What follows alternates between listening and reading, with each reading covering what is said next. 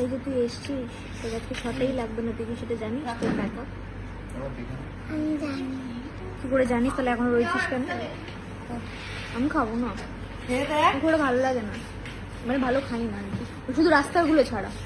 রাস্তার মতোই না আমি খাবো না। এইটুকু নিয়ে দেখ। আমার না না পেন্সিল মুখে দেয় না, বার করো মুখ থেকে। সব ঠিক আছে তো জীবনে? What is this? Chindi. This is a pencil. What is this? Like a pencil. Pencil or pencil. Pencil. আমার সাথে পেন্সিল।